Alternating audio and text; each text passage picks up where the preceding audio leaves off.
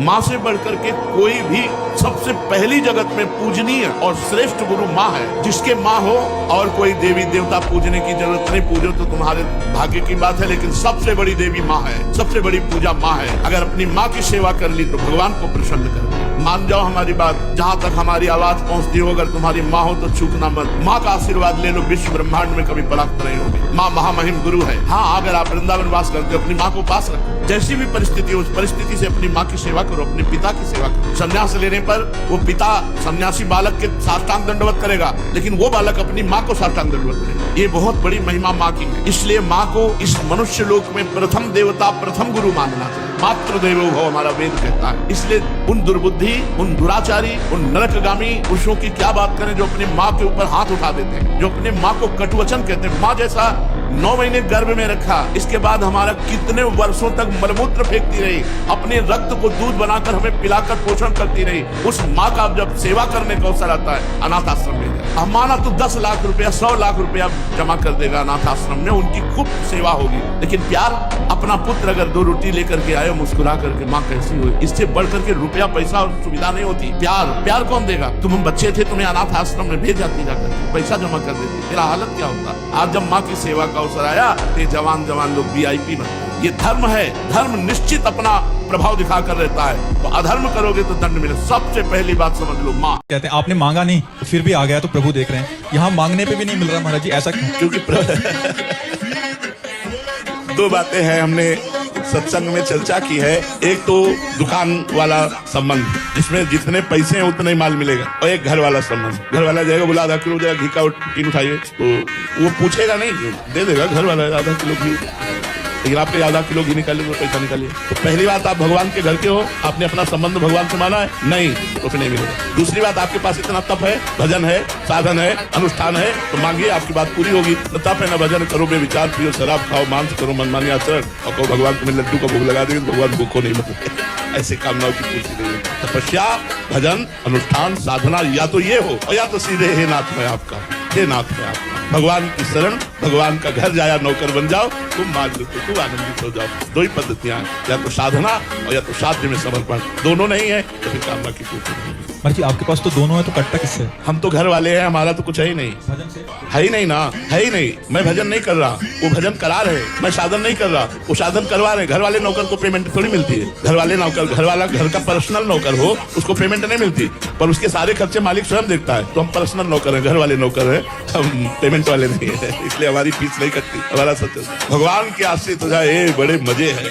मैं बिल्कुल सरल भाषा में कहती हूँ, भगवान के आश्रित। अगर एक बार गलती हुई है तो एक बार बड़े बड़ों से गलती हो जाती है। ऐसा होता है, चूक हो गई, जीवन में दोबारा नहीं करूंगा, तो एक बार चांस देना चाहिए। अगर दोबारा भी हो जाए तो समझ लेंगे सुधरने वालों के लिए है, उसे छोड़ देना चाहिए। एक बार किसी से भी कोई बड़ी गलती हो सकती है, इसलिए हमारी प्रार्थना है एक बार गलती को क्षमा करना सीखें। किसी की भी गलती को एक बार क्षमा। कई बार ऐसे अच्छे पुरुषों से गलती हो जाती है जो पश्चाताप करते कि एक बार मुझे अगर अवसर मिले तो मैं अपनी कमियों को छोड़ करके अच्छा बन सकता हूँ। एक बार मुझे एक बार अवसर मिलना चाहिए, तो जरूर देना चाहिए। ऐसा अवसर जरूर देना चाहिए, क्षमा करना चाहिए, उसे फिर अवसर देना चाहिए। फिर अगर वो ऐसा करता है तो सदा सदा के लिए त्याग देना चाहिए। भोग प्रिय लगते इसलिए लगता है ये कठिन है छोड़ना, लेकिन यदि आप नहीं छोड़ सकते हो तो हम छोड़ने पर जोर नहीं देते। कभी हम किसी को ये नहीं कहते कि आप छोड़कर हमारे पास आए। हम कहते हैं यदि आप छोड़ नहीं सकते तो थोड़ा और जोड़ लीजिए। मान लो आप गंदे आचरण नहीं छोड़ सकते, ठीक है, हमसे दोस्ती कर लो, राधा नाम और जपने, और राधा राधा राधा राधा। यदि तुम्हारा जीवन महात्मा का जीवन न हो जाए तो मुझे बता दो। तुम छोड़ने में असमर्थ हो तो ये नाम तुम्हें सर्वोपरि बना न दे तो हमें बता देना। तुम जो हो, जहाँ हो, जैसे हो, भगवान नाम शुरू कर दो जपना। वो तुम्हारे जीवन का परिवर्तन न कर दे तो बताना। एक दिन तुम ही फेंक दोगे कि आज के बाद मैं कसम खाता हूँ ये नशा नहीं करूँगा। हमने कई अनुभव ऐसे किए हैं। यार संग से क्या नहीं हो सकता। हम कह रहे हैं आप पहले जुड़ो, छोड़ने की हिम्मत नहीं तो पहले जुड़ो और भगवान नाम एकत्रित करो। अगर वो आपको महात्मा न बना दे तो कहना अचूक औषधि, सब नशा छुड़वा देगा, सब गंदी बातें छुड़वा देगा। जासु नाम भव भेषज हरन घोर त्रेषु। तुम नाम जप करो, जैसी भी स्थिति में नाम जप करो, तुम्हारा मंगल हो जाएगा, तुम्हारा कल्याण हो जाएगा। छोड़ के नाम जप करो, बड़ा कठिन। नाम जप के छोड़ो, बड़ा सारा। नाम पकड़ लो, नाम पकड़ लो। भगवान का नाम लोगे, भगवान के मार्ग में चलोगे तो गंदी बातें रह कैसे जाएंगी, धीरे धीरे छूट जाएंगी। कोई डरो मत, ये व्यसन, ये गंदी बातें एक दिन नष्ट हो जाएंगी। आप केवल जबरदस्ती नाम उच्चारण करते रहो, नाम जप करते हुए सब सिद्धि प्राप्त हो जाएगी। अब आपको हम कल की बात बता रहे हैं। बार एक बात हमारे अनुभव में आ रही थी। इन लोगों से कहा जो सेवा में थे, कहा ए भाई, भगवान की कृपा के बिना 5 बार भी आप राम राम कृष्ण कृष्ण नहीं कह सकते। 5 मिनट 5 घंटा भजन की तो बात जाने दो, 5 बार भी आप राम कृष्ण हरि नहीं बोल सकते।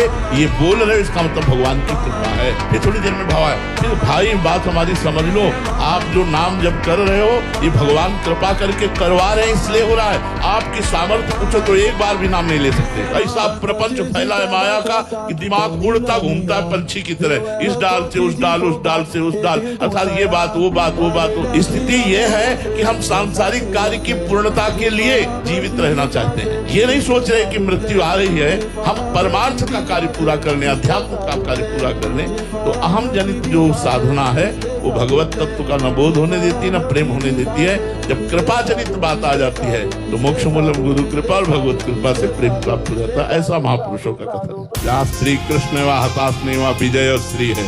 जिंदगी हर कदम नई जंग है, जीत जाएंगे हम।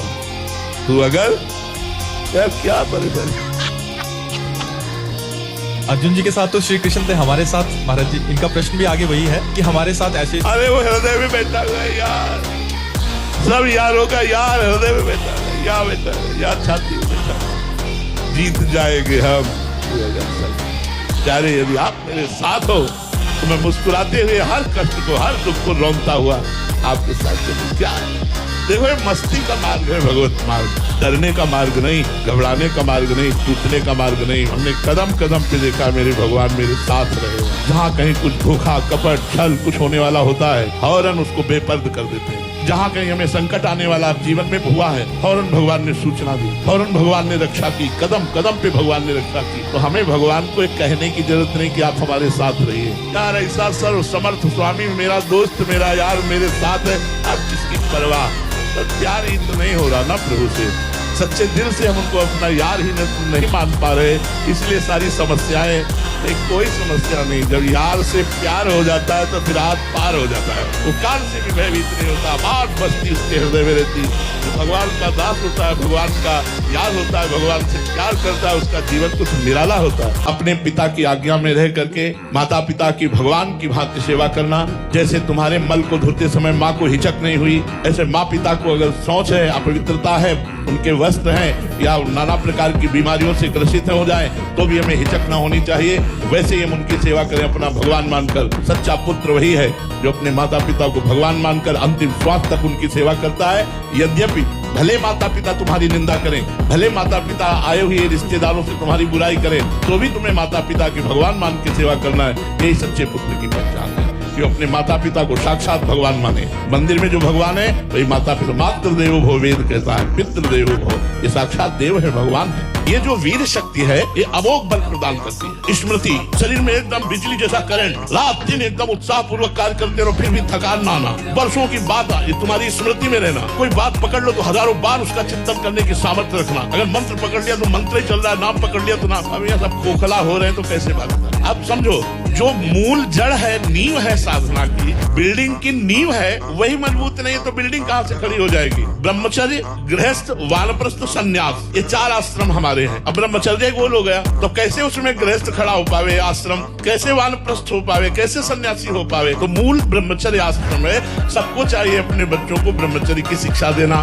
थोड़ी देर दोस्त की तरह उनसे बात करना। दिखाओ मोबाइल, तुमने कुछ गलत तो नहीं देखा, गलत तो नहीं करते, कहीं ऐसा तो नहीं करते, कहीं ऐसा। देखो यार, हम तुम्हारे पिता भी, तुम्हारे दोस्त भी हैं। ऐसे मित्रवत बैठकर समझाओ उनको, अच्छे मार्ग में लगाओ। अगर बुरे आचरण है तो बोलो सारी बोलो, आज के बाद तुम नहीं करोगे।